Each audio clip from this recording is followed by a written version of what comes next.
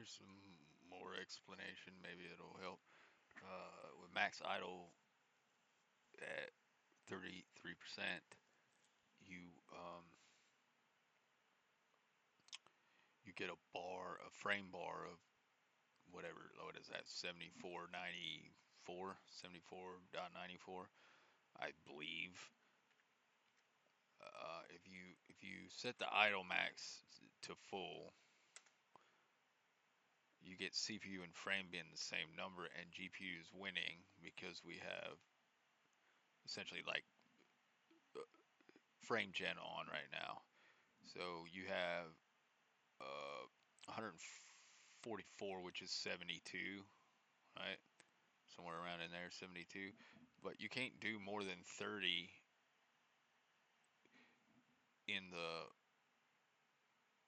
the server as far as single threaded without FrameGEN. So you get to 30. After 30, you get FrameGEN. After 60, you get a second thread of FrameGEN. Well, I'm sorry, it's not 60. It's 59.4. 59.4. Then you get another thread, and then some other amount of FrameGEN that appears to go to like some weird number that's not 120.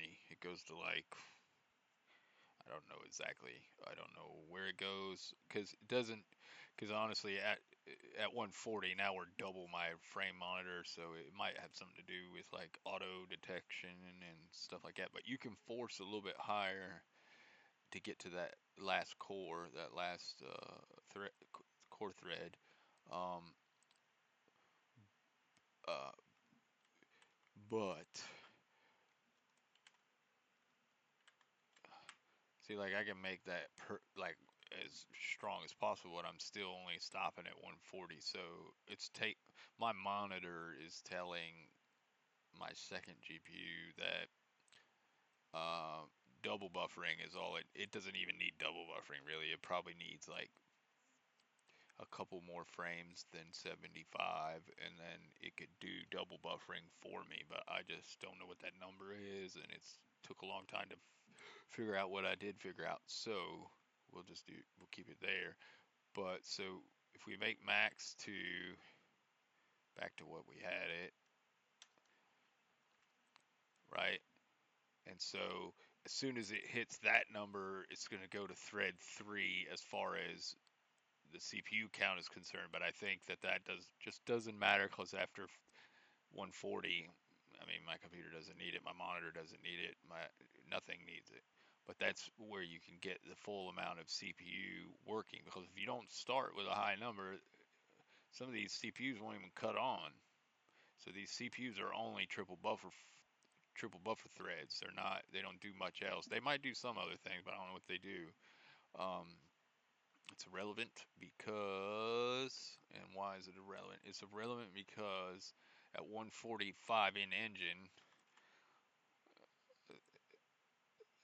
I mean, that's what's going to tell me. It won't even tell me that, I only go to 100. But my frame time is, we're down to 3 because we're in SLI. It's telling me 6 in there. So what you have is, if you break the tessellation away from, see, we're in SLI. But the problem is that when we're in the game, there are tessellation and other things like out in the distance that are still float points, like 0.333333 that need to be sent for whatever god awful reason, need to be GPU scheduled back to the CPU to turn that into 0.667 or 0.66 whatever, you know what I'm saying? So why is that being done? And I don't know why that's being done, because the moment I turn it back to borderless, this one will drop a bit, this one will go up a bit. My frames are not going to drop back below 140 whatever, but the optimization part of it will be that all the FrameGEN is being done here, or called for in engine before we get to our utilization number. We're getting called on the first GPU to make the game engine and make the physics, and then do some FrameGen up to 30. And then when we get to 30, it doubles again to 60, and that's where you get this FrameGen. So they both work, whether it's borderless or full screen, whether you make this all FrameGen and this all physics and just like FrameGen up to 30, so only when the server is bogged, or we can run in SLI and they share, but this card has slightly better timings for shader compilation, and they have almost identical shader compilations. All right.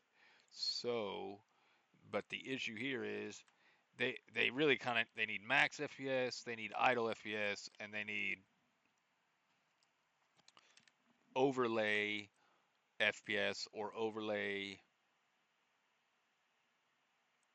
decimal points for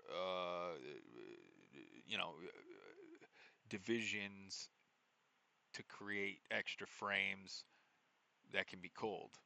So, but and that is slightly complicated, but if you had those three numbers, then any build could be done from console instead of having to like do all this driver manipulation. Because I have FSR3 drivers on the AMD overlay on the outside in AMD, but AMD doesn't detect a 3 because I have a 2 installed as my number 1, or as whichever way you want to look at it. So 2.1 is the only thing I can run in SLI. So 2.1 is the only thing that shows up. But if I turn SLI off and turn FSR on in the game, I get FSR on both the 3 card and the 2.1 card, which means I end up with frame generation for slow twitch and fast twitch before engine or inside of engine and outside of engine.